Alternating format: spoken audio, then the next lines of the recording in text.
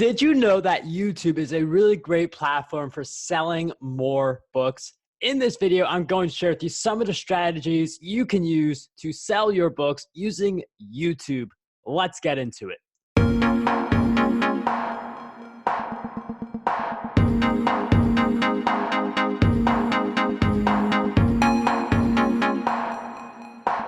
What's going on, everyone? Marc, the podcasting coach and self-published author here. And in this video, we are going to cover how can we use YouTube to sell more of our books. And if that sounds good to you, and if you haven't already, make sure you hit the subscribe button and the notifications bell so you get notified each time I come out with another video around self-publishing or YouTube. YouTube is a unique social network in the fact that YouTube gets a lot more people's attention, which makes it very attractive. While on a social network like Instagram, a good engagement is someone scrolls through, hits the like button, leaves a comment, moves on.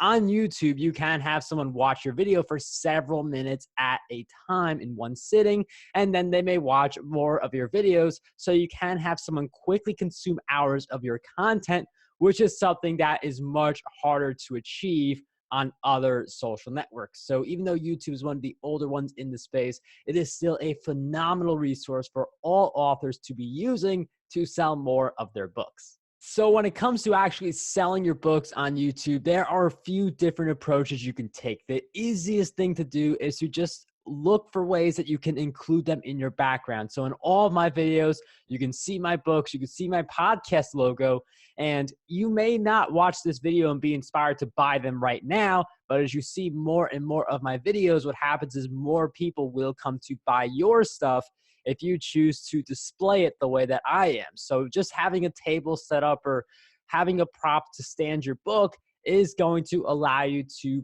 prominently show your book or your books in your videos, which is going to increase exposure. Another thing you could do to get more sales using YouTube is to mention your books in the description of your videos. Now, one interesting thing about the way you mention your books, if you are talking in a video about something related to your book, and we're going to get more into that later, you can mention your book, the title and a sentence to like a hook that gets people incentivized to buy it. But think about what keywords you want to include in that hook to not only get people to click the link you provide, but also help with ranking on YouTube. So when you include these different keywords using a resource like vidIQ or TubeBuddy, which are two of my favorites, to figure out what keywords you want to focus on for your videos, you can incorporate those keywords when mentioning your books in your description just to get some of that extra YouTube SEO juice. And all of this optimization is going to help your videos stand out, but a big part of selling your books is the actual content of the video. You want to be valuable to your community, which means not what you think is valuable, not what you think is good advice, but actually looking into your analytics to see what is it that your people are engaging with the most and create more content around those areas and connect them with your book. So this warms your audience up to the book because, for instance, on this channel, I talk about self-publishing. I have books on self-publishing. It's not like I'm talking about something completely different on this channel that I don't have an existing brand for. You want to be intentional with the topics that you choose for your channel, and within those broad topics, looking for those ideas, using a tool like vidIQ or TubeBuddy to see which video ideas have the most potential to rank high on the YouTube algorithm. And if you are someone watching this video who has not written your first book yet, or you're just looking for more ways to write more books, you can transcribe the videos using a resource like otter.ai or rev.com. Just look over the transcripts and you take enough videos, you transcribe them, and then that's your book. So as you do an outline for your book, you can actually plan the free content you will produce, like blog posts, videos, podcast episodes that can essentially turn into your very own book.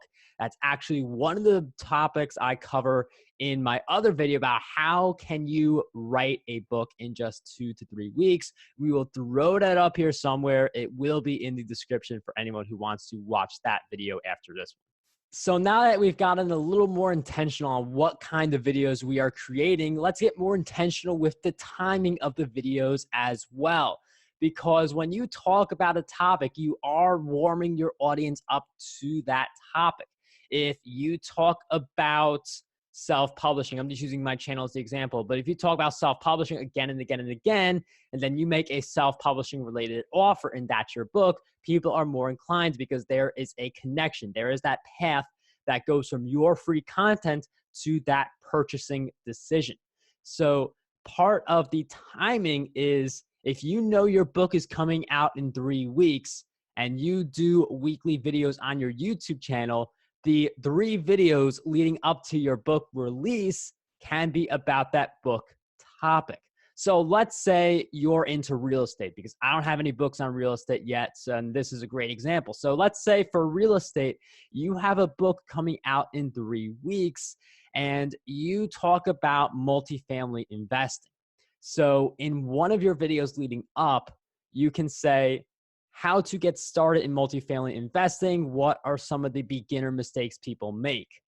In another one of your videos, you can say, is multifamily investing still a great idea? Does it still make sense? So what you're doing in these videos is you are addressing common questions people may have. You are busting myths around your topic so that people watch your videos and they think, wow, multifamily is a great investing opportunity.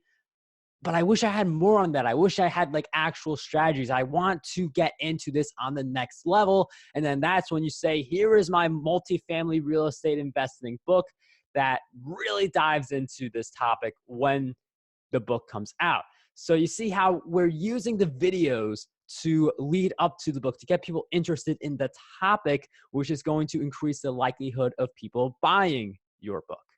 And one of the things that you can also be doing in your videos is letting people in on that journey of going from your book idea to your finished product, because people love to see progress. People love to see a journey go from start to finish. The stuff that I post on Facebook that gets the most likes is about my running, is about me going for the New York City Marathon, Boston Marathon, all these different marathons. And that's the stuff that gets a lot of engagement because I post a lot about my running journey, and it is something people are able to follow from that start to finish point. So if you're able to say things like, I just got through my first 10,000 words of my book, or a classic, I am choosing between these 3 different covers, let me know which one you like the most. Getting people involved and letting people know what's happening is going to make them more invested in your book launch and seeing how it goes and paying attention to what it is that you're doing. So finally comes your big launch day. What do you do for your book on YouTube when it comes out? And that is a YouTube Live. The amount of real-time engagement you can get from YouTube Live is incredible.